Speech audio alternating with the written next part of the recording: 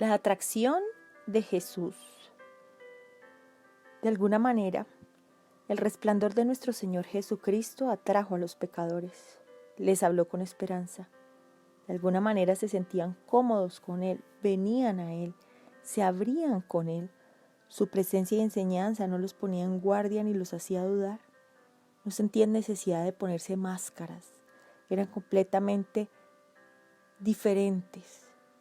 Se sentían distintos que con la religión organizada. Estas personas se habían alejado de la iglesia de su época, al menos en sus corazones.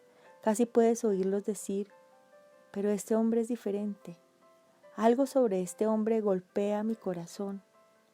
Hay una realidad inequívoca acerca de este Jesús. Hay una simplicidad sobre él. Él no está contra mí. Él está para mí.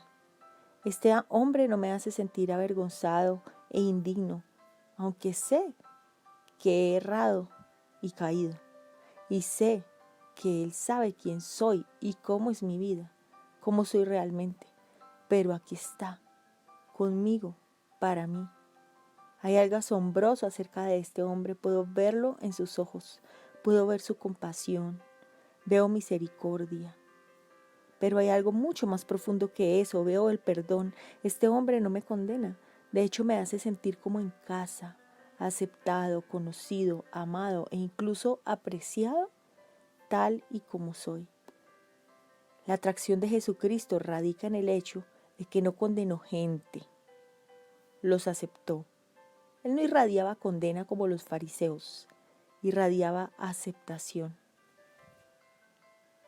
Hay una escena bastante conmovedora al final de una película llamada Tombstone. Wyatt Earp va a visitar a Holiday, quien está muriendo de tuberculosis. Hay una breve conversación entre dos buenos amigos en la que Holiday le dice a Wyatt Earp, Wyatt, eres el único ser humano en toda mi vida que me ha dado esperanza. Eso es lo que emanaba de Jesucristo, esperanza, esperanza real para los fracasados y quebrados. En lugar de cerrar las conversaciones, en lugar de hacer que las personas sintieran que no podían ser reales en su presencia y que tenían que poner sus ínfulas religiosas, irradiaba tanta esperanza que los pecadores acudían a él tal y como eran y se esforzaban por escuchar de qué se trataba.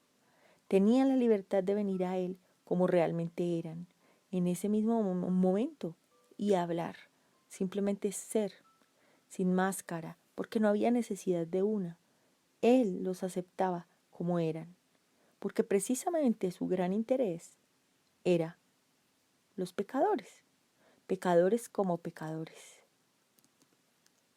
Sus buenas nuevas eran para ellos, justo donde estaban, como estaban. Lo que cava una trinchera alrededor de la iglesia y la separa de las personas es el hecho de que la iglesia no se comunique sin condena, sin señalamiento a los pecadores. La radiación es un fenómeno espontáneo. Todos irradiamos algo. La pregunta es, ¿qué irradiamos? Las vibraciones que emanan de nosotros hacen que las personas se sientan como en casa, hacen que las personas se sientan que han encontrado su hogar. Podemos pedirle a cualquier hombre en la calle que venga a la iglesia y es probable que diga, voy a venir a la iglesia cuando arregle mi vida. De alguna manera la gente siente que la iglesia no es para los pecadores, sino para los perfectos. Para las personas, no es para las personas que luchan, que se caen, que se rompen. Es para las personas que han actuado juntas, al menos en la superficie. Pero las personas quebrantadas, los luchadores, los rezagados, aquellos caídos, todos acudieron a Jesucristo, sintieron su aceptación y se esforzaron por escuchar lo que tenía que decir. ¿Se esfuerza la gente por escuchar lo que tienes que decir?